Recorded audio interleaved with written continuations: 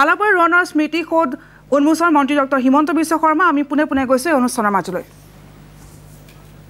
অসম বুৰঞ্জীৰ বিষয়ে ক'বলৈ যাওঁতে আলাবৈ ৰণৰ এই ইতিহাস এটা চৰ্চিত বা ইয়াৰ গোটেই বীৰত্বৰ গাথাটো আমি নতুনকৈ গৌৰৱেৰে উপস্থাপন কৰা দেখা পাইছোঁ ইতিমধ্যে পৰৱৰ্তী সময়ত 2005 চনৰ পিছত আলাবৈ ৰণ বিভিন্নজন গৱেষকৰ গৱেষণাৰ সমল হৈ পৰিছে আৰু বহুত আমি নজনা কথাও 2005 চনত আমি বহুত কথা জনা নাছিলোঁ 2005 চনৰ পৰৱৰ্তী সময়ত আমি এই ৰণৰ বিষয়ে ইয়াৰ ইতিহাসৰ বিষয়ে বহুবোৰ নতুন নতুন তথ্য আমাৰ সন্মুখলৈ আহিছে সেই সময়ত সমল একেবাৰে কম আছিল লাহে লাহে বিভিন্নজনে ইতিহাসৰ পাত গৰকি ইতিহাসৰ পাত্ৰলৈকে পিছুৱাই গৈ বহুবিলাক নতুন কথা আমাৰ বাবে লৈ আহিছিলে আৰু আজি ই এটা সম্পূৰ্ণ ইতিহাসত পৰিগণিত হৈছে শৰাইঘাট জাৰ্নেলিষ্ট ফৰাম স্বাভাৱিকতে ইয়াৰ বাবে কৃতজ্ঞতাৰ পাত্ৰ আৰু তেখেতসকলে অসম বুৰঞ্জীৰ এটা ডাঙৰ ইতিহাসক জনগণৰ সন্মুখলৈ লৈ অহাৰ বাবে ধন্যবাদ আৰু অভিনন্দনৰ পাত্ৰ পৰৱৰ্তী সময়ত চৰকাৰেও এই আলাবৈ ৰণক বা ইয়াৰ লগত জড়িত স্মৃতিক আগুৱাই নিবৰ বাবে চেষ্টা কৰে আৰু অসম চৰকাৰৰ সাংস্কৃতিক বিভাগেও এতিয়া আলাবৈ ৰণৰ যি দিৱসটো বা আত্মত্যাগৰ দিনটোক 5 আগষ্টক এটা আনুষ্ঠানিকভাৱে পূৰণ কৰা শ্বহীদসকলক শ্ৰদ্ধা দিয়া বীৰ সেনানীসকলক শ্ৰদ্ধাঞ্জলি আগবঢ়োৱা ই এটা বৰ্তমান সামাজিক আৰু চৰকাৰী চিভিল ছ'চাইটি আৰু গভৰ্ণমেণ্ট এই দুয়োটাই এই দিশত আগবাঢ়ি আহিছে যিটো আমাৰ বাবে এক শুভ লক্ষণ এই গাথাটোকে আগুৱাই লৈ গৈ কামৰূপ জিলাৰ আৰক্ষী অধীক্ষক পাৰ্থ সাৰথী মহন্ত ডাঙৰীয়াৰ নেতৃত্বত বা তেখেতৰ উদ্যোগত আলাবৈ ৰণৰ স্মৃতি সৌধ এটা আজি আমি ইয়াত আনুষ্ঠানিকভাৱে উদ্বোধন কৰিছোঁ আমি আগিয়াথুৰিত এখন সৰুকৈ পাৰ্ক এখন নিৰ্মাণ কৰাৰ প্ৰচেষ্টা হৈছিলে পৰৱৰ্তী পৰ্যায়ত আজি এটা আমি স্মৃতি সৌধ নিৰ্মাণ কৰিলোঁ আৰু যোৱাবাৰ এই বছৰ আলাবৈ ৰণৰ যি আমাৰ আনুষ্ঠানিকভাৱে আমি এই দিৱস পালন কৰিছিলোঁ সেই সময়ত ৰাজ্য চৰকাৰে এটা ৱাৰ মেমৰিয়েল আলাবৈ ৰণৰ শ্বহীদসকলক বা বীৰ সেনানীসকলক শ্ৰদ্ধাঞ্জলি জনাই এটা ৱাৰ মেমৰিয়েল নিৰ্মাণৰ কল্পনাও ৰাইজৰ সন্মুখত দাঙি ধৰিছিল ইতিমধ্যে কামৰূপ জিলাৰ উপায়ুক্ত ডাঙৰীয়াই এই বিষয়ে অত্যাৱশ্যকীয় ভূমি ব্যৱস্থা কৰাৰ বাবে চেষ্টা কৰিছে আৰু আমি বিচাৰিছোঁ যে আলাবৈ পথাৰৰ যিমান সমীপত বা ওচৰত এই ৱাৰ মেমৰিয়েলটো আমি কৰিব পাৰোঁ সিমানেই ই ইতিহাসক আকৌ এবাৰ শক্তি দিব যে প্ৰকৃত স্থানত প্ৰকৃত ঠাইত এই ৱাৰ মেমৰিয়েলৰ কল্পনা কৰা হৈছে গুৱাহাটীয়ে দুখনকৈ বৃহৎ ৰণ দেখিছিলে আলাবৈ ৰণৰ পৰৱৰ্তী পৰ্যায়ত শৰাইঘাটৰ যুদ্ধ য'ত অসমীয়াৰ বিজয় ডংকা চাৰিওফালে বৈ গৈছিলে আৰু সেই ৰণৰ অসম বুৰঞ্জীয়ে বহু কথা তাৰ সমল দিয়ে কিন্তু তাৰো এটা ৱাৰ মেমৰিয়েল বা সেই যুদ্ধৰো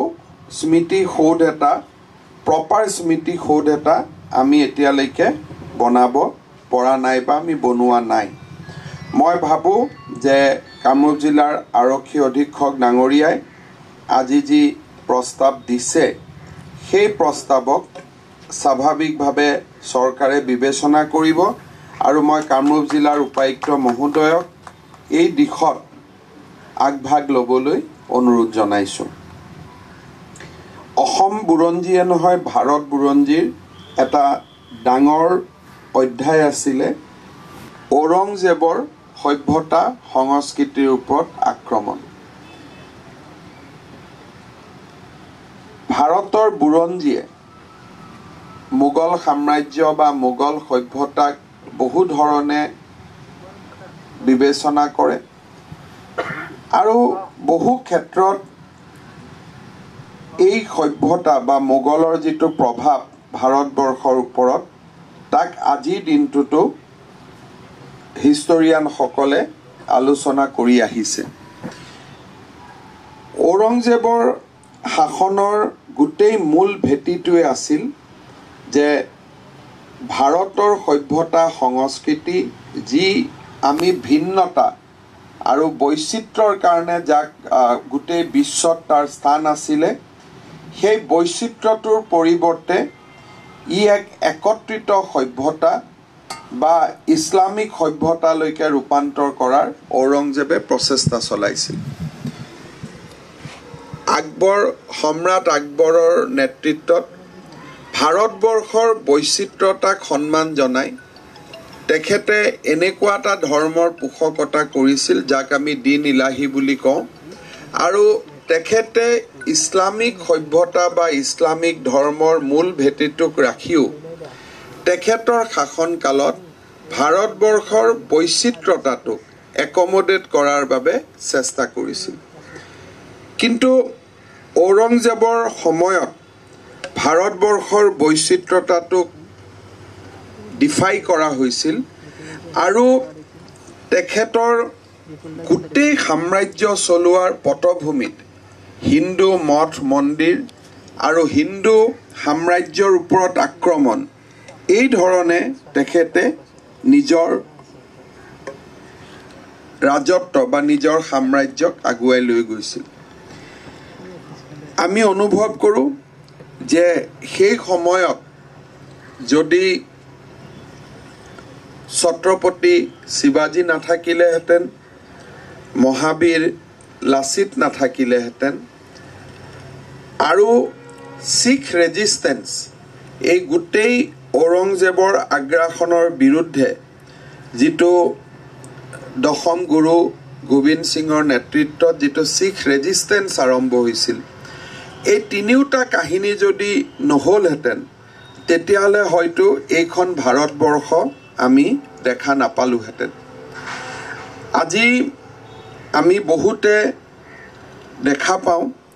যে ভাৰতবৰ্ষৰ বুকুত এই যিটো ঔৰংজেবৰ শাসনক ৰেজিষ্টেন্স দিয়াৰ ক্ষেত্ৰত ছত্ৰপতি শিৱাজী আনকি গুৰু গোবিন্দ সিঙৰ গোটেইকেইজন পুত্ৰ শ্বহীদ হৈ গৈছিল এই যিটো তেখেতৰ বিৰুদ্ধে এটা ৰেজিষ্টেন্স কৰা হৈছিল যাতে ভাৰতৰ বৈচিত্ৰতাটো শেষ হৈ নাযায়। আৰু অসমৰ প্ৰাংগণত আমি যদিও ভাৰতৰ মূল সুঁতিত গৈ ঔৰংজেবক বিৰোধিতা কৰা নাছিলোঁ কিন্তু উত্তৰ পূবখনক সেই আগ্ৰাসনৰ পৰা ৰক্ষা কৰিবলৈ আমি যৎপৰোনাস্তি কৰিছিলোঁ আৰু আমি সেই দিশত সফল হৈছিলোঁ। আৰু যেতিয়া আমি এই অসম বুৰঞ্জীত আলাবৈ ৰণৰ গোটেই প্ৰেক্ষাপটটো চাব যাওঁ এই প্ৰেক্ষাপটটো অকল কোনোবা এটা ভূখণ্ড ৰক্ষাৰ বাবে বা এটা ভূখণ্ডক মোগলৰ পৰা ৰক্ষাৰ বাবে এই গোটেই ছেক্ৰিফাইচটো নাছিল। স্বৰ্গদেউ চক্ৰধৰ সিংহই বাৰে বাৰে মই হিন্দু